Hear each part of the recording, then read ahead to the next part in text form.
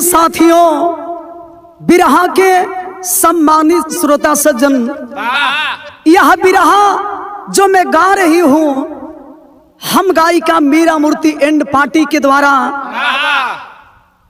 जो बिरहा गाने जा रही हूँ, यह रिकॉर्डिंग हरिओम स्टूडियो आजमगढ़ में बड़े भैया अभिमन्यु यादव जी के देख रेख में हो रहा है और आंसू इंटरटेनमेंट के निर्माता बड़े भैया राम जन्म यादव जी और सौजन्य से हर बार की बात इस बार भी आप सबके बीच में बिरहा हो रहा है, जिसमें विशेष आभार बड़े भैया बेचू यादव जी, रंजीत यादव जी, लोरिक यादव जी, मनोज यादव जी, राम आश्रय कवि जी और हमारे गुरुजी जितेंद्र यादव जी, वकील साहब और तमाम हमारे गुरुजन बैठे हुए हमारे गुरुजी आदरणीय श्री दशरथ कवि जी, और आशीर्वाद की कामना मैं कर रही हूँ जिस तरह से आप लोग हर बिरहा को सुनते हैं और मीरा मूर्ति के टीम के लोगों को आप लोग आशीर्वाद देते हैं।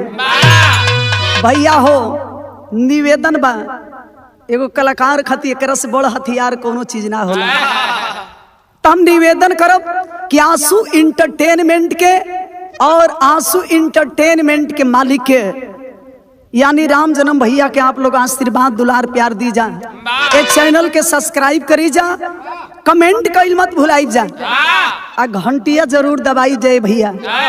एकदम नई नई बिरहा आप सबके बीच में, और जब भी आप सबका डिमांड होगा मीरा मूर्ति इस चैनल के लिए आप सबके बीच में गाएंगी। बस निवेदन ही है, बाकी चैनल के आप लोग सब्सक्राइब करब जा, आशीर्वाद दियल मत भुलाई जा। आई मास्टर जी,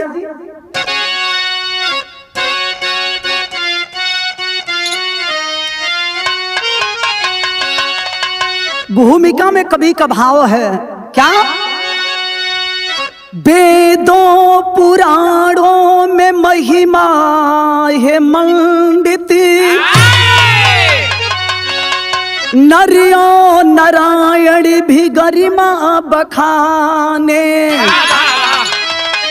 बेटी बहन पत्नी बनती अनजाने, वहाँ सी दरिंदे सताते हैं नारी, दहेज के आग में है जिंदा जलाई जाती, सोच में आज सागर समाज में सशंकिती, कभी कोठे की मलिका बनाई है जाती।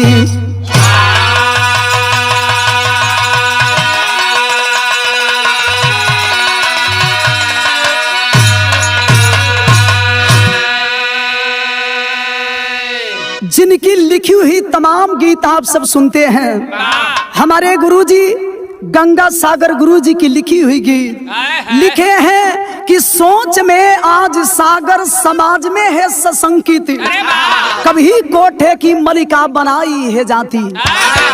बिरहा में बड़ा सुंदर कवि के इशारा बा, नई नई गजल के अंदाज कैसे बहादुर।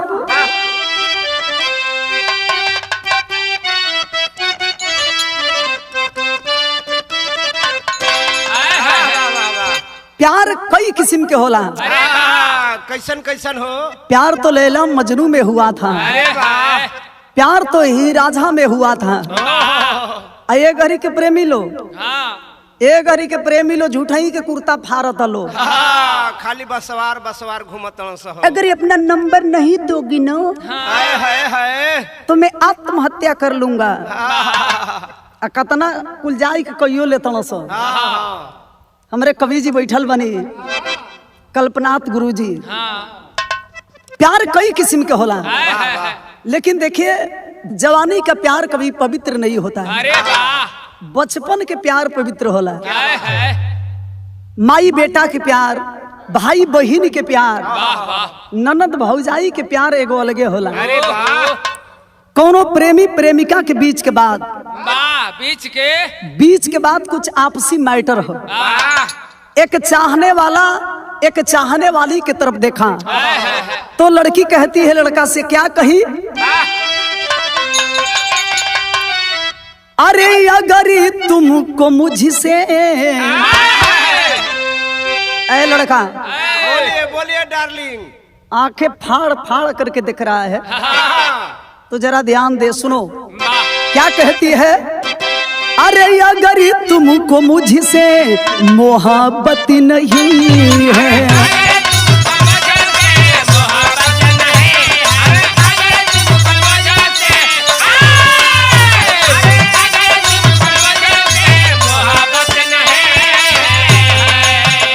अरे अगर तुमको मुझसे मोहब्बत नहीं है,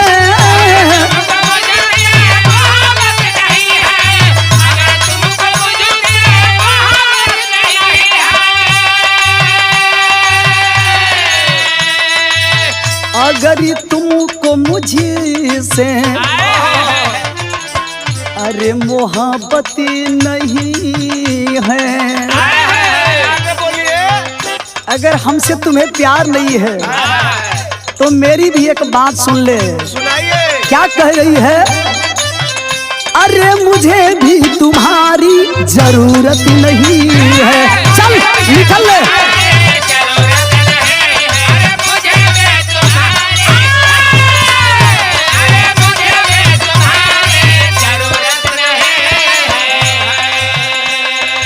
लेकिन गजल से बढ़िया कवि जी हमरे गीत के लाइन लिखलन का, मानो मानो मनो था दफन कर रहा है,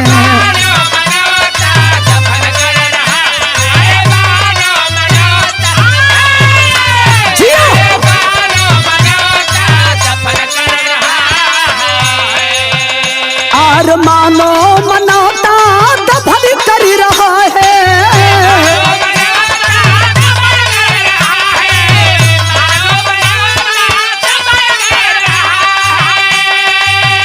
और मानो मनोता अरे दफन कर रहा है, और तारी तारी तार पापी कफन कर रहा है।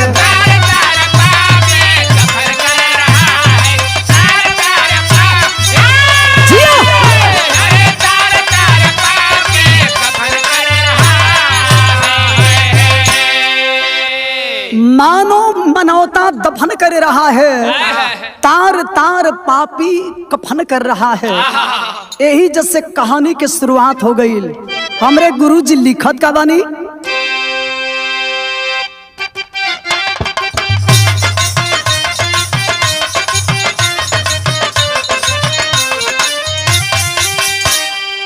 हमरे बिरहा गौला का मतलब कि लाइन बाई लाइन एकदम शीशा में जैसे चेहरा लौकेला, आप लोग के लाइन बाई लाइन कहानी समझ में आ जाई।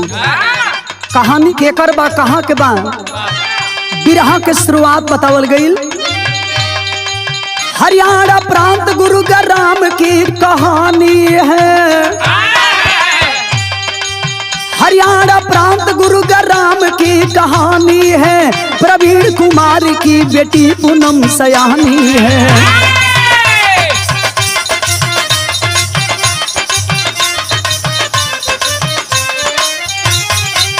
पति के मौत से पूनम बेचारी टूट गई, मोदी नगर में रहती किस्मत आज रूठ गई।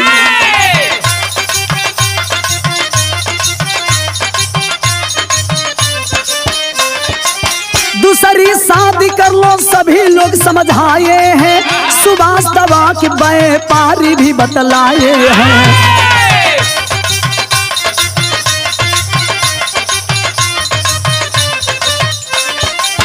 शौक से शादी हुई सुहागन बन के आई है, सपन परिवार ता सुखमय जीवन बिताई है।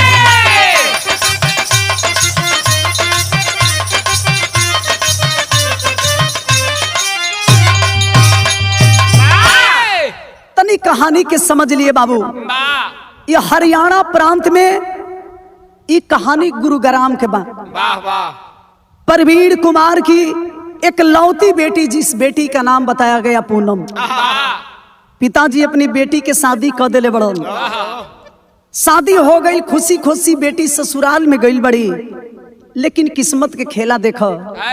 कहेला आदमी के जेकरे कर्म में जो लिखल बा, ये धरती पर कोई ओके मिटावे वाला नहीं खे।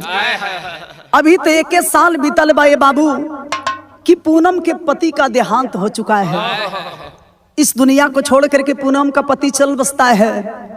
ये दुनिया में जेकर पति नहीं खे ओकर जिंदगी का होला, यूहे आदमी बता पाई। पति के मौत के बाद वहां आ करके पूनम अपने मायके में गुजर बसर करने लगती है। गांव समाज के लोग हितनाथ पूनम के ऊपर दबाव डलन की बेटी आखिरकार ये दुनिया में इतना लंबा कैसे अपन जिंदगी बितेबू। ये दुनिया के लोग तो के कैसे कौना नजर से देखियन तो के पता ना हो। अभी तो हर जिंदगी बड़ा लम्हर बिया, कोनो लड़का अच्छा देख के अपन शादी कर। पहले तो पूनम शादी से इनकार कर दे, लेकिन परिवार के लोग बतावत तड़न कि ये बेटी एगो लड़का बड़ा सुंदर बा, जवना लड़का के नाम बा सुभाष, और सुभाष कोई साधारण व्यक्ति नहीं है, वह दवा का व्यापारी भी है। बियाह कर लेबू तो हर जिंदगी संवर जाई। आज माई बाबू के कहला के मुताबिक गांव नगर के बात सुन के बाबू वह पूनम उस लड़के से शादी कर लेती है। ससुराल में गईली, ससुराल के लोग बड़ा सुंदर बड़न, खुशी खुशी अपने पति के संग दिन बितावे लगली। और जब कुछ दिन बीतल तो कवि जी बड़ा सुंदर गीत लिखत रन।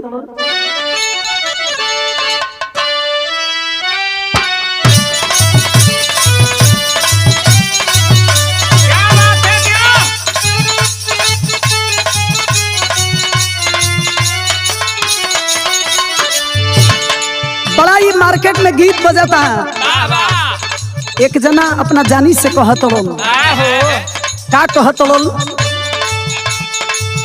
का करतारू धनिया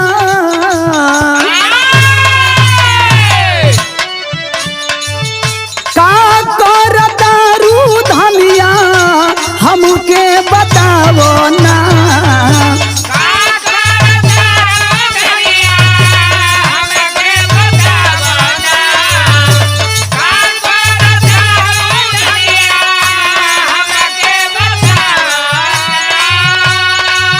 रूपवा से पर्दा तनी, रूपवा से पर्दा तनी धनिया हटावो ना।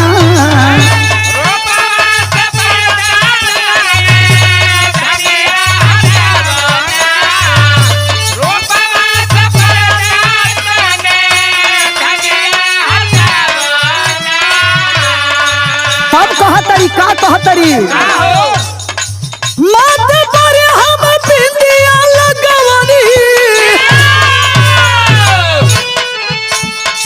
मत पर हम बिंदिया लगवनी लिहानी रूप सवारी। बलमुजी सरक जाता, बलमुजी सरक जाता कमर से होने वाली साड़ी।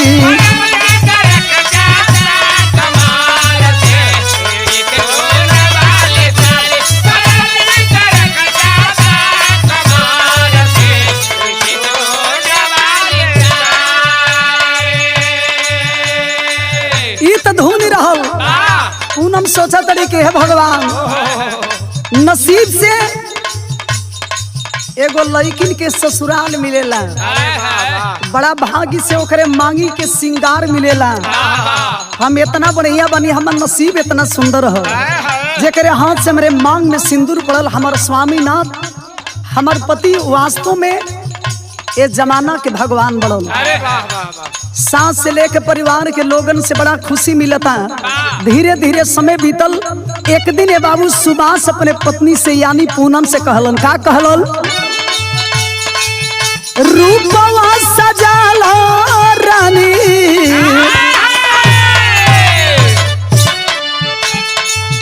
रूपवा सजाला रानी, कजरा लगा लो ना।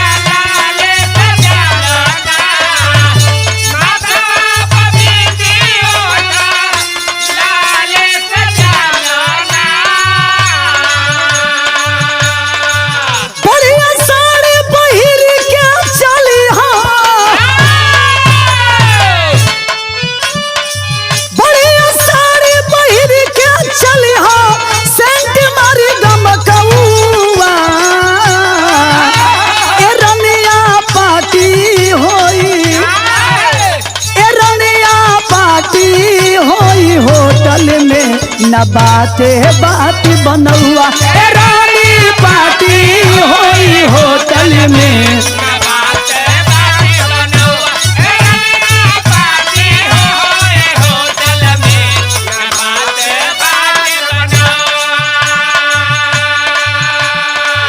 सबेर के टाइम बा तू सिलावत तड़न पूनम के इतना दिन तोरे घर में इला हो गई न माई बाबू के सेवा से घर के काम से तो के टाइम में कहाँ मिलेला, लेकिन आज बड़ा बढ़िया मौका बा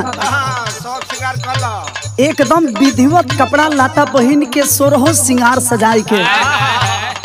आज जाना तड़े पगली एगो पार्टी में चले के बा, बहुत बड़ा पार्टी बा। पूनम कहतड़ी कैसन पार्टी बा जी? कहतड़न ऐसन पार्टी बा कि ऐसन पार्टी के वो देखले ना होकबो। कवि जी लिखत का रची रची रूप सजावली हो, अरे रची रची रूप सजावली हो, मने मने मुस्कैली हो।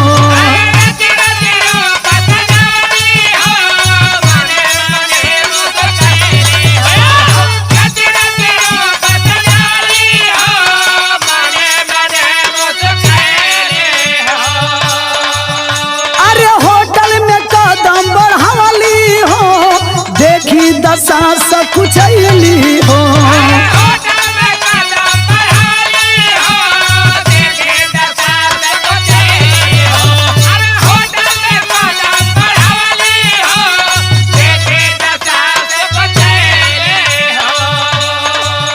एगो औरत खाती पति भगवान होलन।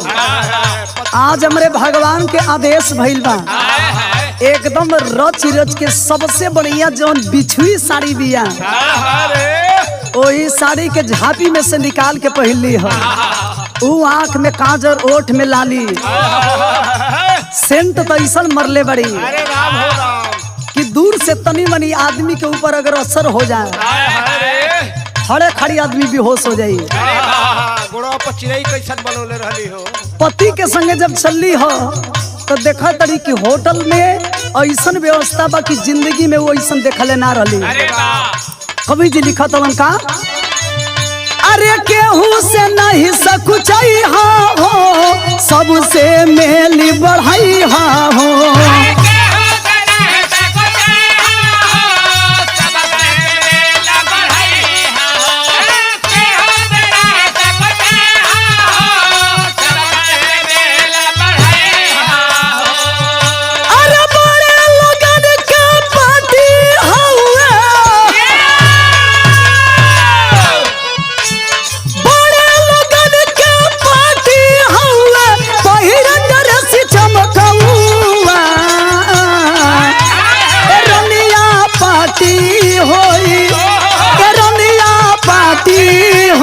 होटल में न बाटे बात बनौआ रानी पार्टी होटल में न बाटे बात बनौआ रानी पार्टी होटल में न बाटे बात बनौआ।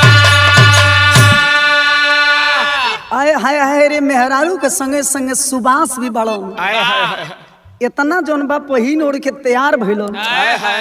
मेहरारू के लेके जब होटल में गइलो हन, मेहरारू जिंदगी में पहली की बार ऐसा सीन देखले बिया।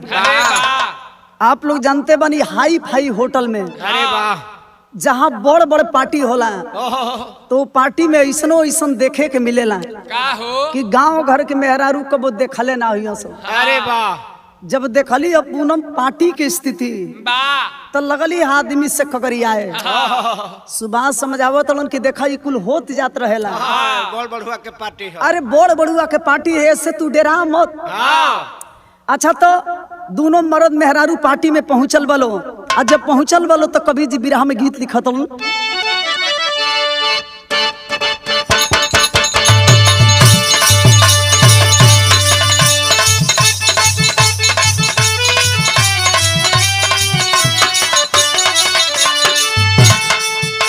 जिंदगी में हमारे गुरुजी बैठल बनी। दशरथ गुरुजी और दूसर के हमारे गुरुजी कल्पनाथ मास्टर गुरुजी बैठल बनी ऐसा गीत ना गौलर ली हो बाहर जमाना।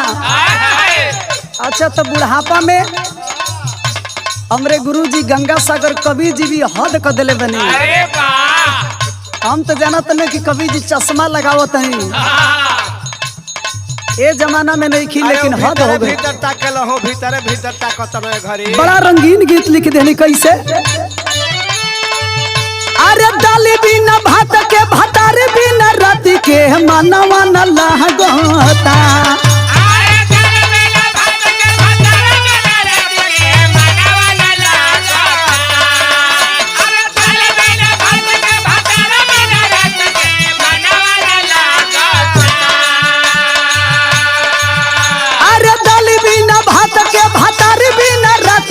मनवा न लागता हे रजऊ करना वीडियो कॉल देखे के मोहन करता। हे रजऊ करना वीडियो कॉल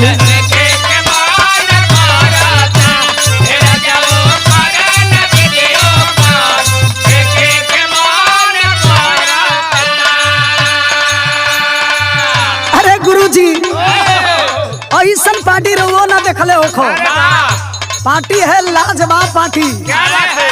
कवि जी बड़ बड़ुआ का पार्टी कैसन होले केनियो बियर चलाता केनियो दारू चलाता। यही में कितना लोग रेड बुल मारता रेड बुल ना रेड बुल कितना लोग शॉट मारा था।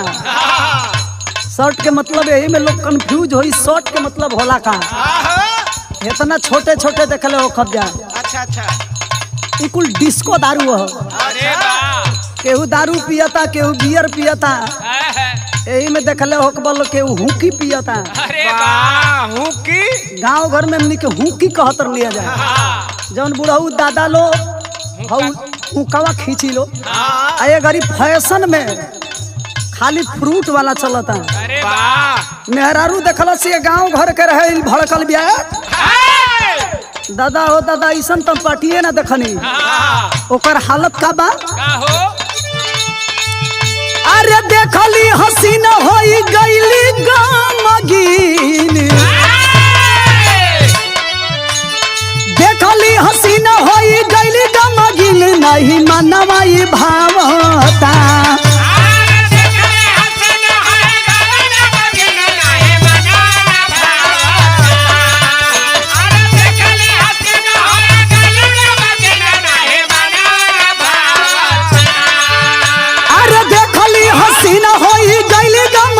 नहीं मनवाई भावता तो लोगवा करे हंसी ठिठोली जैसे कहते धावता। तो लोगवा करे हंसी ठिठोली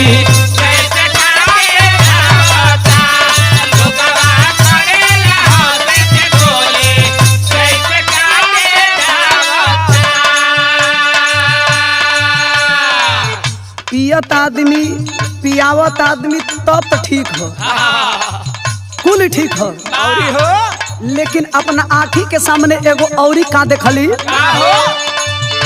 नहीं भेद भाव नाचे लोग वह लुगाई।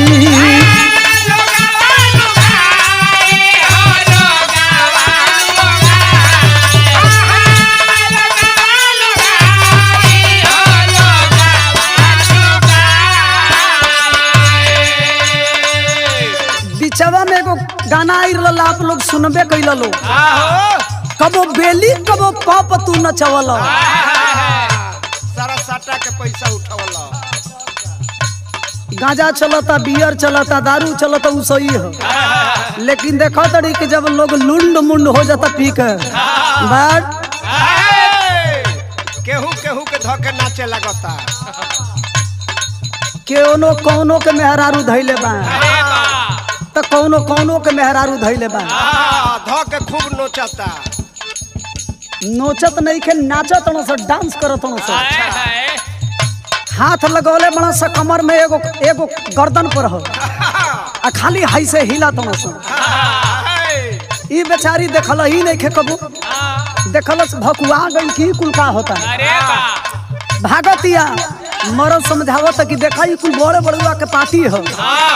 अगर होला अगर ऐसे करबू तो लोग हमनी के शिकायत करियन कि एकर मेहरारू एकदम जाहिल गमार बिया। अरे बा सुभाष जब जान गइलन कि ना मानी तो कैलन का नासा के गोली दिहले ठंडा में मिलाई।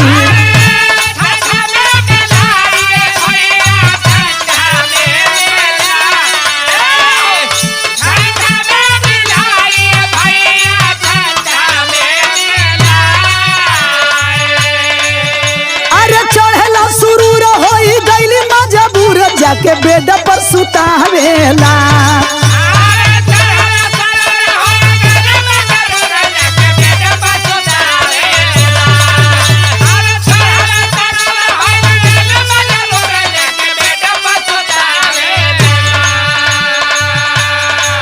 मरद बड़ा चलहाक बा, जान गइल के मन मेहरारू ऐसे गियर में ना आई, तुरंत पलखत पाई के नशा के गोली ठंडा में डाल दिहलो।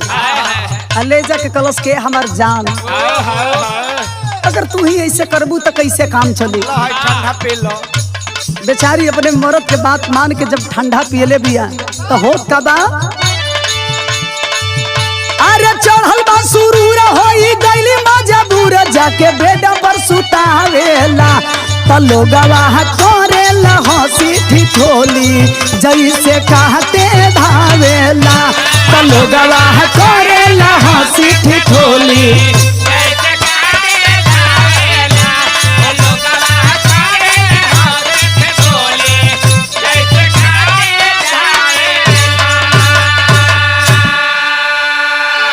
सोचने वाली बात है बाबू। दुनिया के लोग पति परमेश्वर मानते हैं, लेकिन इस धरती पर ऐसे ऐसे कमीने पति भी हैं कि स्वार्थ में अपने पत्नी के साथ ऐसा भी कर्म करते हैं।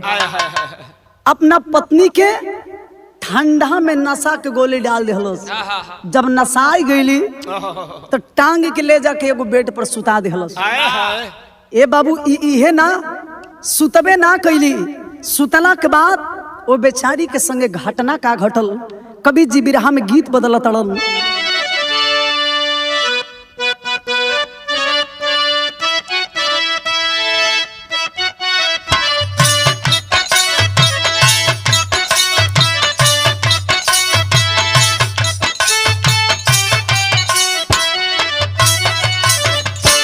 एक गीत के जन्म के पहले हमारे चाचा दादा लोग आई, हमारे कल्पनाथ मास्टर साहब के जमाना के गीत कैसे लोग गावे।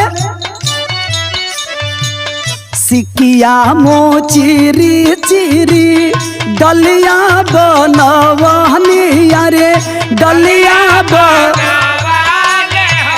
मुसवाला दनिया ले ले जाए। ई तो गीत रहल, लेकिन गीत से बढ़िया कवि जी बिरहा के लाई लिखल हो। खुलल जब अखिया पहली नंगी बदनिया रे नंगी टूटे लागल अंग पोरे पोरी मंद मुसुकाती एक लुटलस इज्जतिया रे लुटलस अखिया से बोरी से लालोरी। ये बाबू जब वो बेहोश हो गईली पूनम तो हर नीच कमीना पति ले जाकर के अपनी बीबी को एक बेड पर सुला देता है। जब नशा टूटल पूनम देखा तड़ी कि शरीर के ऊपर से एकदम कपड़ा एने ओने हट गिल बा, निवस्त्र है। बगल में एक आदमी खड़ा है नौजवान जो कपड़ा पहन रहा था। शरीर के ऊपर जब कपड़ा ना देख लिया हो, कहेला आदमी कि आधा अंग के मालकिन अर्धांगिनी के बतावल गई पति परमेश्वर होते हैं। हिंदुस्तान के धरती पर नारियों का उपमा देवी का दिया गया है। लेकिन पति के रहते हुए उस देवी की आबरू लूटी गई है बाबू। बिलख रही है कि मेरी आंखों के सामने ये नौजवान जो कपड़ा पहन रहा है यही मेरी आबरू को लूटा है। कैसहूं अपने आप के संहार के बाबू कपड़ा पहन ली और कपड़ा पहन के जब अपने पति के लगे अली हो, वह पति अपनी पत्नी को लेकर के जब आता है बाबू, रो रही है और रो करके अपने पति से एक बात कहती है। विरहम गीत लिखे के पड़ल।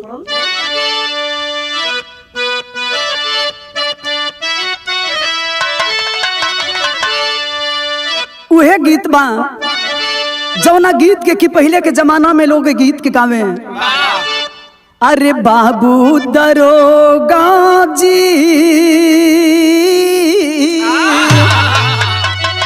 बाबू दरोगा जी, अरे कौने गुनहिया पियावा बनला मोरी।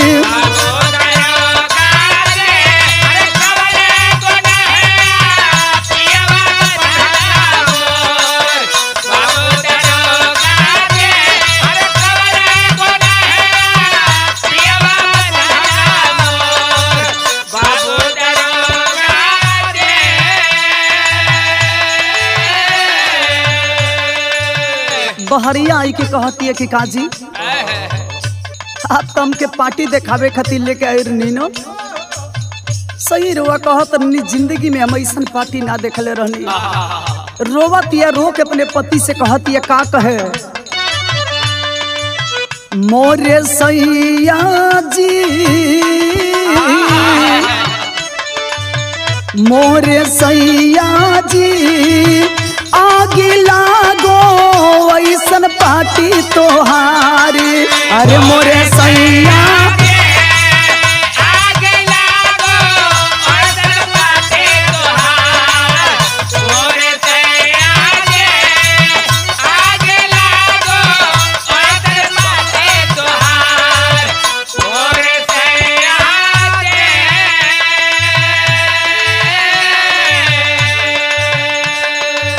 जोगवल थाती लुटाई गईली तोहारो, गईल इज्जत हमारी की। अरे मोरे सैया जी, कि अरे मोरे सैया जी, आगे लागो ऐसन पार्टी तोहारी। मोरे सैया जी, आगे लागो ऐसन पार्टी तोहार, मोरे सैया जी, आगे लागो ऐसन पार्टी तोहार, मोरे सैया जी।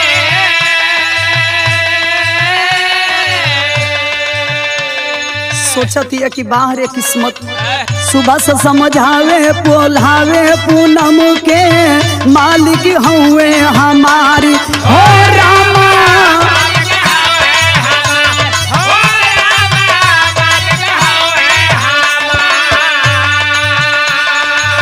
आज समाज में ये सब होता, कुछ न बिगड़ल तोहारी की। अरे मोरे रानी हो, कि अरे मोरे रानी हो, दूसरा से कहबू इज्जत जाई तोहार की। अरे मोरे रानी हो, दूसरा से कहबो इज्जत जाए तोहार।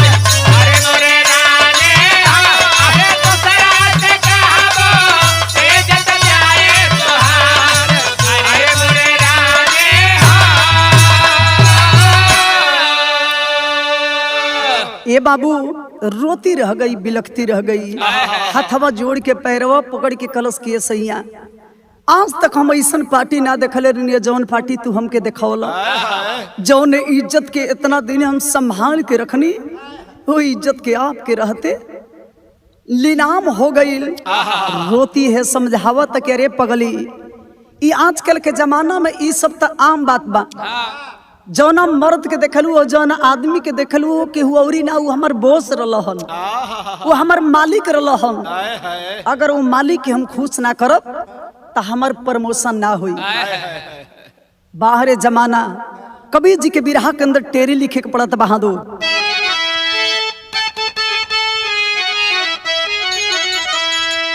अरे आफत की मारी रोती जिंदगी भारतीय संस्कृत की, अरे यार थी कांधे ढोती।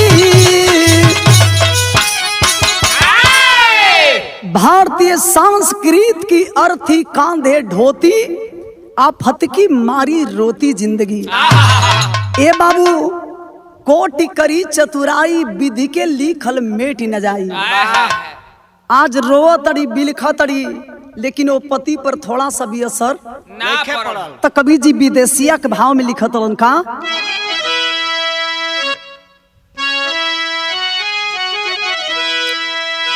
विपदा की मारी प्यारी बनली बावरिया हो, रोई रोई जिंदगी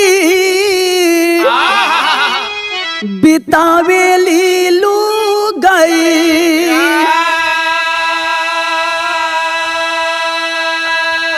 आसमां से गिरली खजूरी बरिया टकाली हो, अब मिलल बाटे मरदा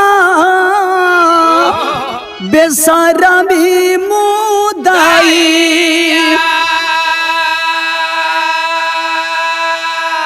पार्टी में जाली नहीं मारे गौरी आवे पापी, अखूटवा कसैया के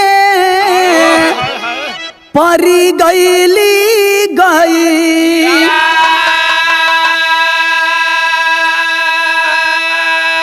जबरी ले जाला रोजे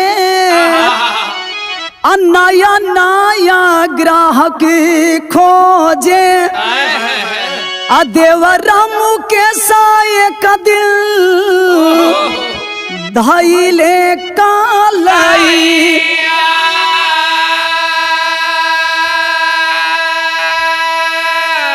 आज कतनो मजबूर होके उ पूनम रोआ तड़ी बिलखा तड़ी ये बाबू, लेकिन इस धरती पर ऐसे ऐसे पति भी हैं कि नीचता का भी हद हो गया। केवल एक दिन का काम नहीं, प्रतिदिन का काम बना लिया। अपनी बीवी को जबरदस्ती पार्टी में ले जाता था, अगर ना जा तो जबरदस्ती लेके जा, मारे गड़रियावे पीटे, मजबूर होके पूनम पार्टी में जा। और प्रतिदिन सुभाष के यही नियम था, नया नया रोज ग्राहक खोजे और नया नया ग्राहक खोज के अपनी बीवी को उसी के साथ सुलाने का काम करता था। कब तक चलेगा अत्याचार? आखिर हुआ क्या? कबीर जी बिरहा में गीत लिखत बहादुर।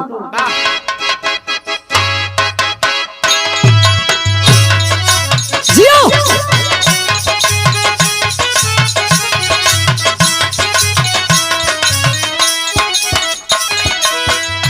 एक हाथ से कोई के इज्जत दिहल जाला तो दूसरे हाथ से इज्जत मिलेला। अरे वाह, बड़ा सुंदर गीत।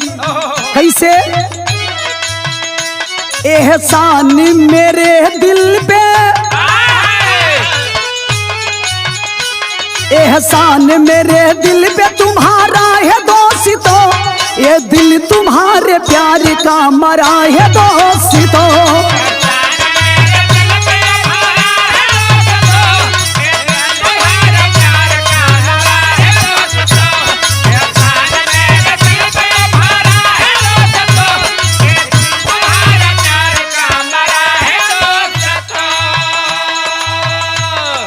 आज एक ऐसा भी समय था कि जब द्रौपदी का चीरवा दुशासन खींच रहा था, अपने भाई को आवाज देने का काम की थी द्रौपदी, लेकिन इस कलयुग में कौन भाई उस बहन के आबरू को बचाएगा? रोती रहती है, बिलखती रहती है, लेकिन कोई भाई उस बहन की आबरू बचाने के लिए नहीं आता है। समझ गई कब मुझे ही कुछ करना होगा। मजबूर होके पूनम कैली का धध के सीने में आगी, धध के सीने में आगी अंगार बनी गई, धध के सीने में आगी अंगार बनी गई, मौका मिलल त नागिन खुखारी बनी गई।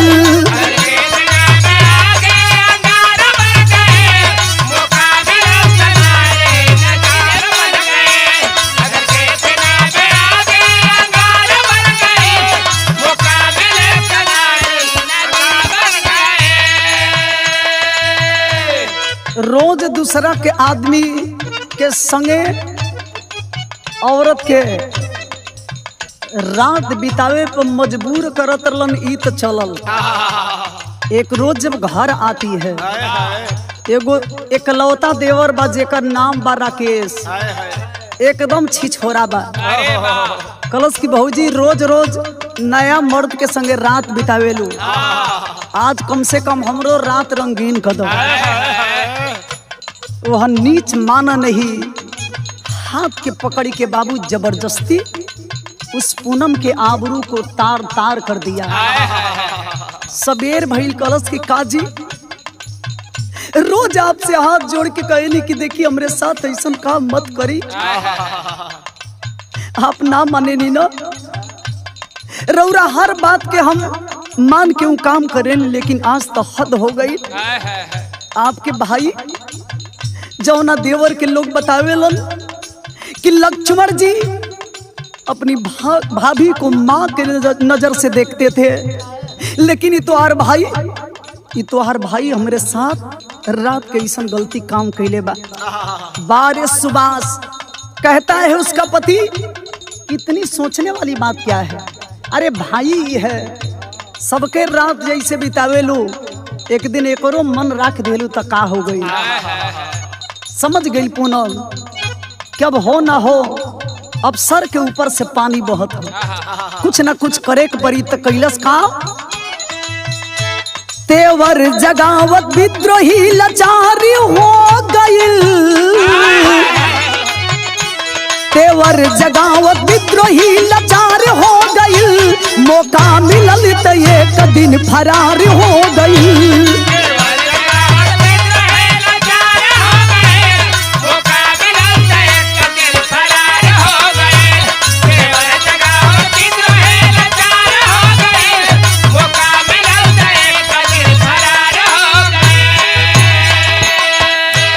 आक्रोश मन में छुरी कटारी हो गई, आक्रोश मन में छुरी कटारी हो गई, मौका मिलल त एक दिन फरार हो गई।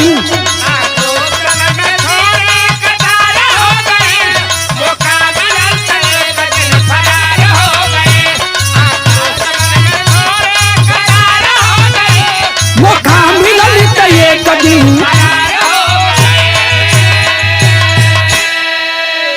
समझ गई कि मेरा अब कोई सुनने वाला नहीं है। जिसको हम भगवान मान रहे हैं कमीना भगवान नहीं, मेरे आबरू के साथ प्रतिदिन यह नीच गदार खिलवाड़ करा रहा है, मेरे आबरू को तार तार कर दिया। ऐसे हमार जिंदगी पार ना हुई, मौका के तलाश करे लगल। बिरहा सुने वाला भैया लो एक दिन मौका के फायदा उठौलस, रात में देखलस कि सारा लोग सूत गइल बा, घर से निकल जाती है। इस दुनिया में अगर जीना है तो मुझे कुछ करना होगा। आखिरकार बाबू क्रोध में लाल होकर के पहले ही बतौनी कि औरतों का इस धरती पे अलग अलग रूप होता है। जब चंडी का रूप बनाती है वह पूनम, तो कवि जी बिरहा के अंदर अल्लाह में लिखलन का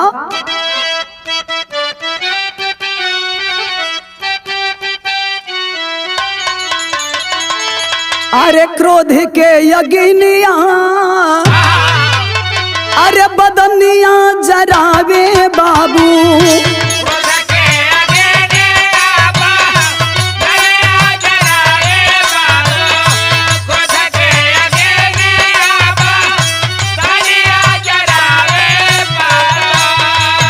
अरे शेरनी के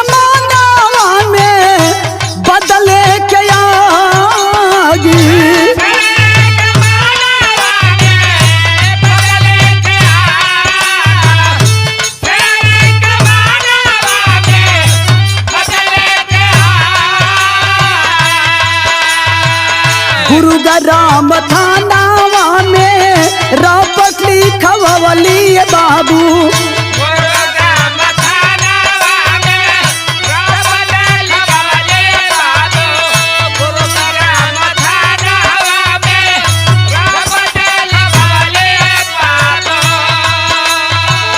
पापी पादकार बाटे हमरो सुहागी।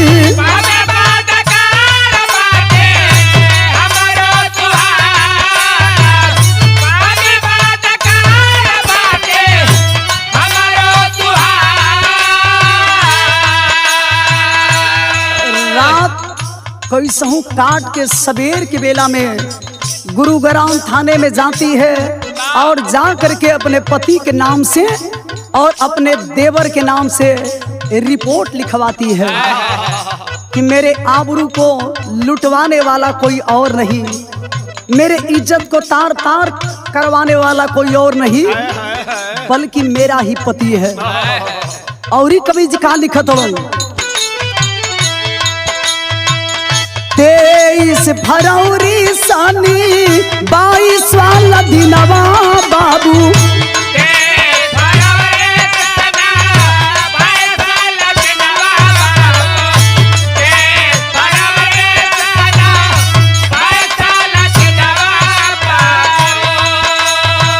मैं फर्स भाई लेता रोगताई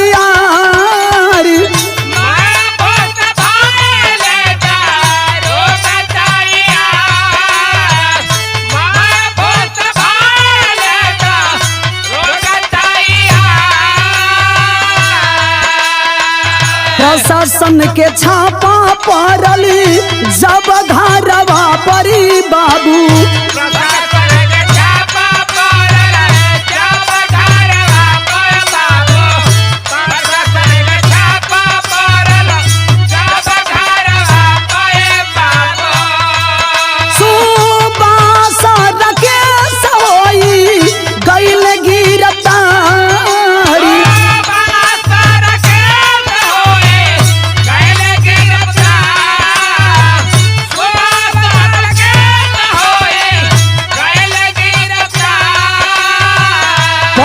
जब मार पूरा भेदवा बतावले ये बाबू।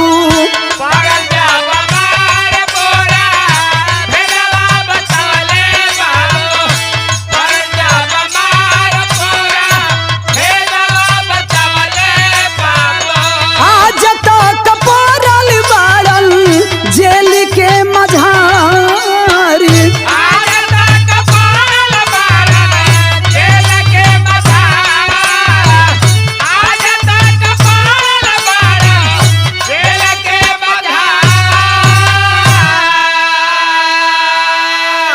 आज जब दोनों भाई गिरफ्तार भइल ने बाबू, पुलिस प्रशासन के जब मार पड़े लगल दोनों भाई के ऊपर तो जौन सच्चाई रहल दोनों भाई बता दिहल। आज तक दोनों भाई जेल के अंदर सड़ रहे हैं। तमाम गांव नगर के लोग हित नात मिल के सुलह करावे के चक्कर में बा। कली के साहब सुलह तबे होई जब 50 लाख रुपया उनका से दियो जौना पैसा के लालच में हमरे इज्जत के संगे इतना बड़ा खिलवाड़ कैलन। आज जब तक ले हमरे हाथ में पैसा ना मिले हम सुलह ना करब। तमाम लोग लगल बड़न सुलह करावे के चक्कर में, लेकिन होत कब मास्टर साहब बिरहा में कवि जी खड़ी के भाव लिखलन।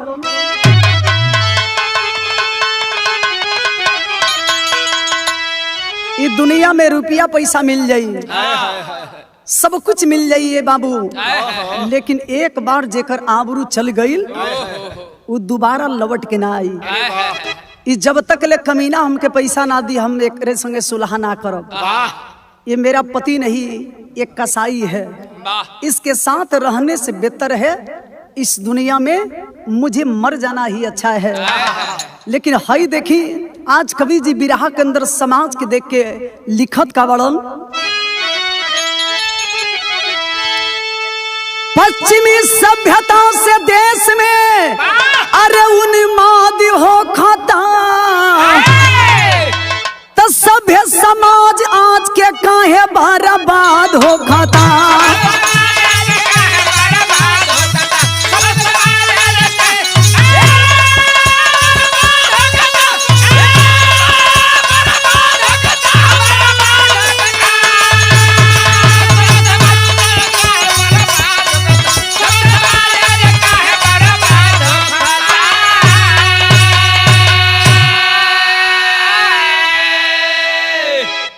पश्चिमी सभ्यता हमनी के देश पर हावी होता है। वाह खान पान ओने के जैसे लोग करत रहल ओढ़न पहिरन ओढ़ल पहिरल खाइल पियल मैं जौन बा पश्चिमी सभ्यता हमनी के देश पर हावी होता है।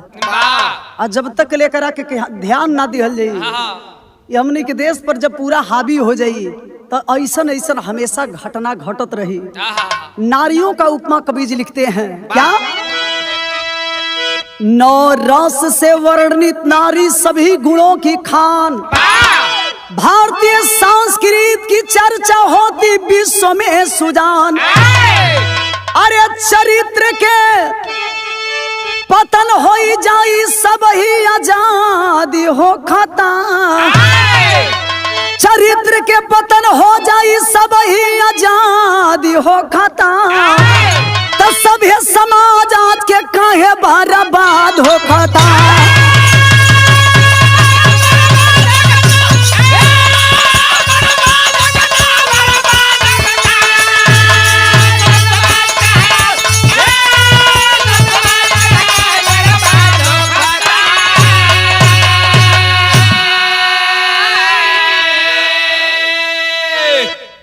कवि जी लिखत नहीं कि चरित्र के पतन हो जाई सब ही आजाद हो खाता।